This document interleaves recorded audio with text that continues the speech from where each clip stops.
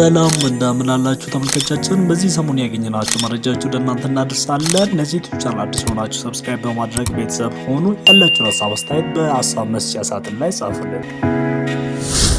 በ10 ዓመት ህፃን ላይ እገታና በአሰቃቂ ሁኔታ የነፍስ ማጥፋት ወንጀል የፈጸመው ግለሰብ በሞት እንዲቀጣ ተወሰነ። የአቃቤ ሕግ የክስ ቻርጅ እንደሚያሳየው ተከሳሽ ወርቅነህ አሰፋ ደርሰው የፌዴራል ወንጀል ሕግ ቁጥር 539 ስር የተደነገገውን ድንጋጌዎችን በመተላለፍ የ10 ዓመት ታዳጊውን በማገትና በአሰቃቂ ግድያ ወንጀል ተከሶ ጥፋተኛ ተብሏል። ተከሳሽ በአርባ ምንጭ ከተማ አስተዳደር ሴቻ ክፍለ ከተማ ዶይሳ ቀበሌ በተለምዶ ኒው ቪዥን ተብሎ በሚጠራው አካባቢ በቀን ህዳር 2018 ዓ.ም ከቀኑ 10 እስከ 12 ሰዓት ባለው ጊዜ ውስጥ ተከሳሽ አስቀድሞ ማንኛውንም ህፃን ልጅ ጠልፎ በመያዝ ከተጠላፊው ቤተሰብ ገንዘብ በመውሰድ የራሴን ኑሮ ቀይራለሁ በሚል አደገኛ አስተሳሰብ ይህን ዓላማ ለመፈጸም እንዲያስችለው ፕላስቲክ ማሸጊያ እቤቱ አዘጋጅቶ ማኖሩን የአቃቤ ሕግ የክስ ዝርዝር ያሳያል።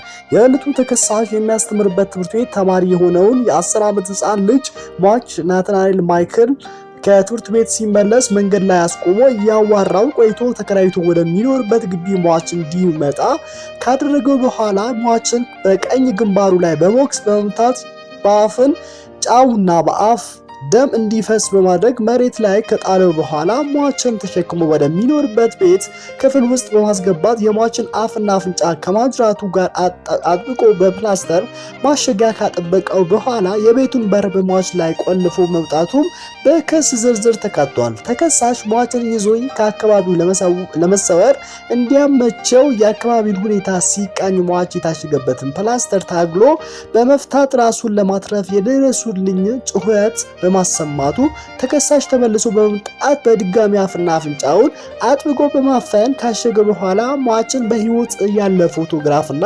ተንቀሳቃሽ ቪዲዮ በስልኩ በመቅረጽ አመቺ ቦታ ሲደርስ ከሟች ቤተሰብ ጋር ገንዘብ ለመደራደር በማሰብ የሟችን አንገት በአንሶላ አንቆ ህይወቱ እንዲያልፍ ካደረገ በኋላ አስክሬኑ የገደለበት ቤት መጸዳጃ ቤት ውስጥ እንደከተተው በክስ ዝርዝር ተገልጿል።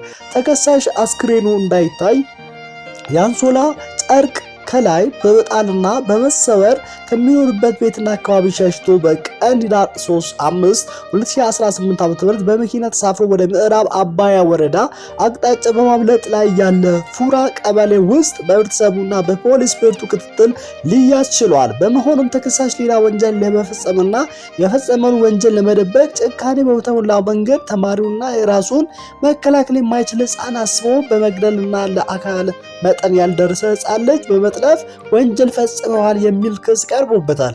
በዚህም መሰረት የጋሞ ዞን ከፍተኛ ፍርድ ቤት የአቃቤ ሕግን ክስ የሰውና የሰነድ የኤግዚቢት ማስረጃዎች በመሰማት አቃቤ ሕግ በሁለቱም ክሶች ከምክንያታዊ ጥርጣሬ በላይ በተከሳሽ ላይ በማስረዳቱ ተከሳሽ እንዲከላከል ሲል ብይን ሰጥተዋል። በመሆኑም ተከሳሽ መከላከያ ማስረጃ የለኝም ሲል መከላከል ባለመቻሉ ፍርድ ቤቱ ዛሬ ቀን ህዳር 18 2018 ዓ.ም በዋለው ችሎት የግራ ቀኙን ቅጣት አስተያየት በመቀበል ከመረመረ በኋላ ተከሳሽ በሞት እንዲቀጣ ስል ወስኗል። ይህ እጅግ በጣም አሳዛኝ ክስተት ነው። እዚህ ኢትዮጵያ አርባ ምንጭ ውስጥ የተከሰተ ነገር ነው። ከዚህ በፊት ይህንን ነገር ሰምቼ ነበረ።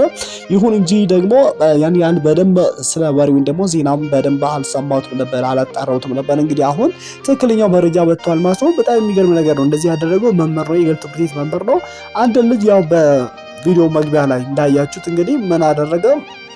ልጁን እንግዲህ አባብሎን ወደ ቤቱ የወሰደው አስተማሪ ነው። እንግዲህ ልጁ ደግሞ እዛ ትምህርት ቤት ተማሪ ስለሆነ አስተማሪው ነው ያምነዋል። ስለሚያምነው ከእሱ ጋር ወደ ቤቱ ይሄዳል። ከዛ አግቶ እዛ በእሱን አፉን አሸገ፣ አፍንጫውን አሸገ፣ በቦክስ መታ፣ ስንት ነገር አደረገ።